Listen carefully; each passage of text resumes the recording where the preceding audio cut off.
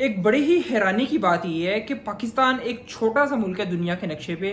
लेकिन अगर आप यहाँ पे शुगर के मरीजों की बात करें तो ये पूरी दुनिया में तीसरा बड़ा मुल्क है, चाइना और इंडिया के बाद, के जहाँ सबसे ज़्यादा शुगर के मरीज पाए जाते हैं। अब ये कितने दुख की बात है और दिन ब दिन ये जो शुगर के मरीजों में इजाफा हो रहा है, इनकी वजूहात क्या हैं।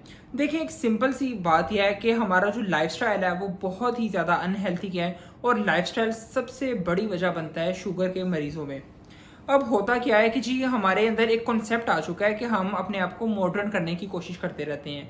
हम ये सोचते हैं कि शायद अगर हम जंक फूड खाएंगे, शायद अगर हम पिज़्ज़ा, बर्गर और जो है फ्राइज़ और स्वीट आइटम्स, अगर हम सिर्फ यही खाएंगे तो ही हम जो है वो मॉडर्न लगेंगे, और अगर हम सादा ग़िज़ा, सब्जियां, फल वगैरह खाएंगे तो शायद ये कहीं ना कहीं हम जो है वो पीछे के लोग लगेंगे। इसमें कोई हकीकत नहीं है, बल्कि ये सरासर हमारे लिए नुकसान की बात है। अच्छा, इतने ज़्यादा शुगर के मरीज़ जो है बढ़ने की दूसरी वजह ये भी है कि यहाँ पे पेशेंट्स में अवेयरनेस नहीं है।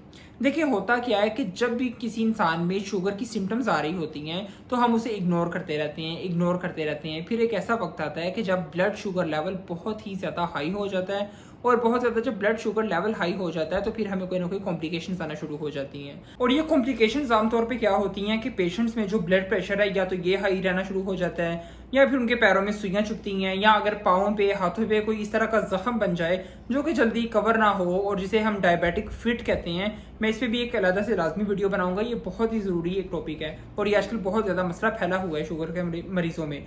तो फिर हम क्या करते हैं कि हम डॉक्टरों की तरफ भागते हैं और फिर हमें ये जाके पता चलता है जी कि आपकी जो ब्लड शुगर लेवल है वो तो एक खास हद से बहुत ज़्यादा तजावुज़ कर चुकी है, और हमारा जो लबलबा या पेंक्रियास होता है ये बिल्कुल जो है तकरीबन डेड हो चुका है, या 80-90% इसके जो सेल्स हैं वो इंतहाई इनएक्टिव हो चुके हैं, और अब वो इस हालत में नहीं है कि वो इंसुलिन बनाएं या हमारे ब्लड शुगर लेवल को कंट्रोल कर सकें। देखिए, जब मैंने बात की कि हमारे यहाँ पे अवेयरनेस की कमी है, तो अवेयरनेस सिर्फ बीमारी के बारे में नहीं, बल्कि इसे किस तरह हमने जांचना है और बीमारी को किस तरह से हमने टेस्ट करना है, इस चीज़ की अवेयरनेस भी बहुत ही ज़्यादा कम है। कुछ इस तरह के लैब टेस्ट हमारे पास मौजूद हैं कि जिनसे हम रेगुलर रूटीन के ऊपर शुगर का टेस्ट कर रहे होते हैं, और हम ये देख रहे होते हैं कि पेशेंट्स में कितनी बेहतरी आई है या किस हद तक पेशेंट का जो है वो लेवल शुगर का बढ़ा हुआ है। अब देखिए, इन टेस्ट में मुख्तलिफ किस्म के नाम है, लेकिन मैं आज आपके साथ जो टेस्ट डिस्कस करूंगा ये बहुत ज़्यादा ज़रूरी है, और ये शुगर के मरीजों में किए जाने वाला सबसे ज़्यादा कॉमन और सबसे ज़्यादा अहम टेस्ट है। और अगर ये टेस्ट की रिपोर्ट ठीक हो तो यकीन जाने कि आपको बहुत हद तक अपनी बीमारी का अंदाज़ा हो जाता है। इस बीमारी का अंदाज़ा करने के लिए हम जिस टेस्ट की मैं बात कर रहा हूँ ये है HbA1c।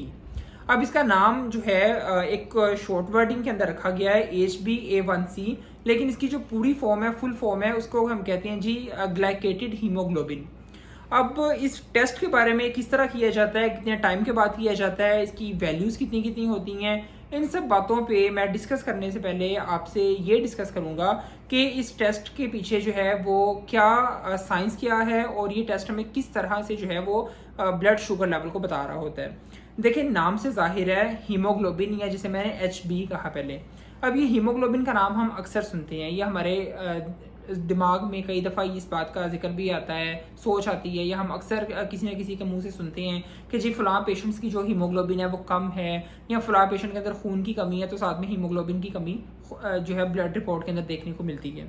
अब देखिए, हीमोग्लोबिन आपके खून में पाई जाने वाली वो प्रोटीन है जो कि अपने साथ ऑक्सीजन को पकड़ती है और वो एक जगह से दूसरी जगह लेके जाती है, और यही वो प्रोटीन है कि जिसके ऊपर जाके आपका ग्लूकोज भी लग जाता है। जो आपके ब्लड के अंदर ग्लूकोज होता है, जो कि एक नॉर्मल इंसान के खून में भी लाजमी होता है और ये ज़रूरी है। तो क्या होता है कि जी ग्लूकोज इस हीमोग्लोबिन के साथ कुछ तादाद के अंदर लाजमी जुड़ा होता है, लेकिन होता क्या है कि शुगर के मरीजों के अंदर ये जो ग्लूकोज इस हीमोग्लोबिन के साथ जुड़ता है ये बहुत ही ज़्यादा बाइंड होना शुरू हो जाता है। क्यों? इसलिए कि ब्लड के अंदर चूंकि ग्लूकोज का लेवल ज़्यादा है, जितना ज़्यादा ब्लड के अंदर ग्लूकोज का लेवल होगा उतना ही ज़्यादा वो जाके हीमोग्लोबिन के साथ बाइंड होता है। जब ये हीमोग्लोबिन के साथ बाइंड होता है तो फिर ये जाके अपनी एक पकड़ कर लेता है, ये उसे छोड़ता नहीं है हीमोग्लोबिन को।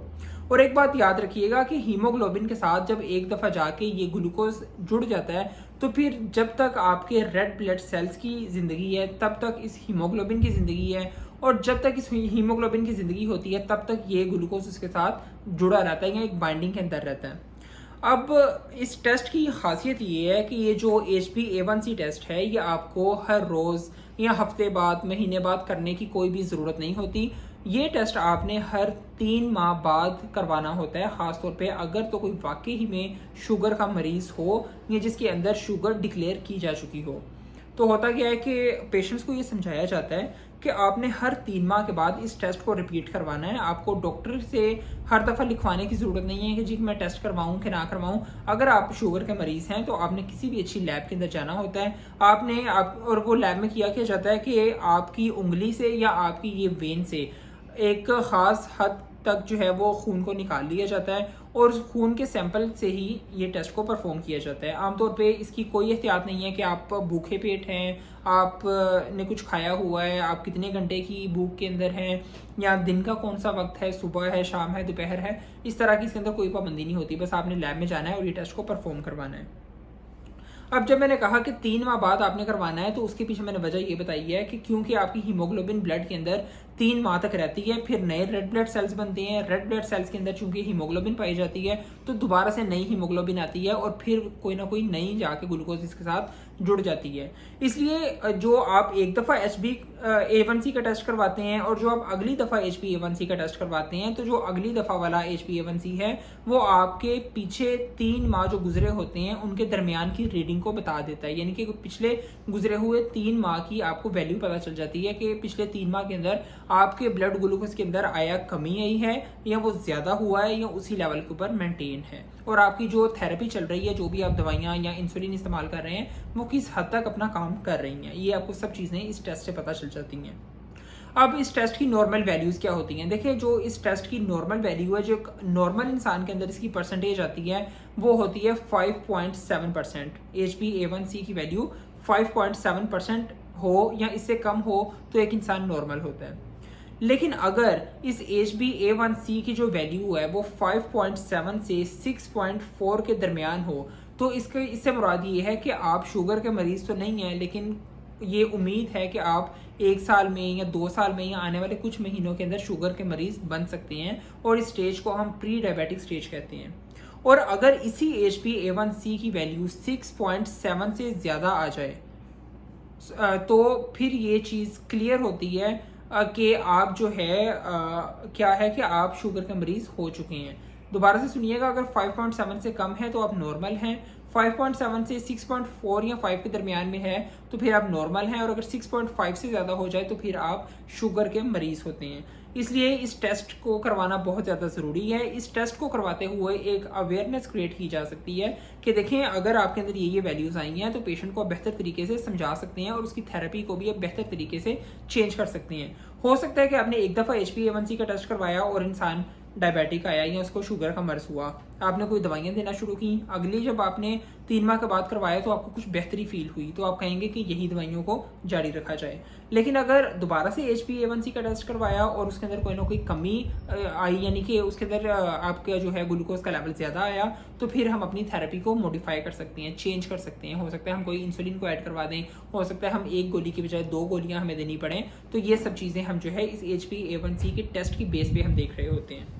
अब सिर्फ और सिर्फ जो है वो डायबिटीज़ के पेशेंट्स को ये टेस्ट करवाना ज़रूरी नहीं है, बल्कि अगर आपकी फैमिली के अंदर हिस्ट्री है शुगर की और आपके माँ बाप में या दादी दादा में या किसी को भी शुगर का मर्ज है तो फिर आपको ये टेस्ट कम से कम 3 माह बाद नहीं तो 6 माह बाद या 1 साल के बाद लाजमी करवाना चाहिए। लेकिन अगर आपको थोड़ा बहुत सिम्टम्स हैं और आपको लगता है कि आपकी स्टाइल जो है लाइफ का वो अनहेल्थी है, आपको आगे चल के कहीं ना कहीं डायबिटीज़ हो सकती है, तो फिर आप इस टेस्ट को हर 6 माह बाद लाजमी करवाएं। और अगर आप कंफर्म शुगर के मरीज़ हैं तो फिर हर 3 माह बाद आपको ये टेस्ट करवाना लाजमी है।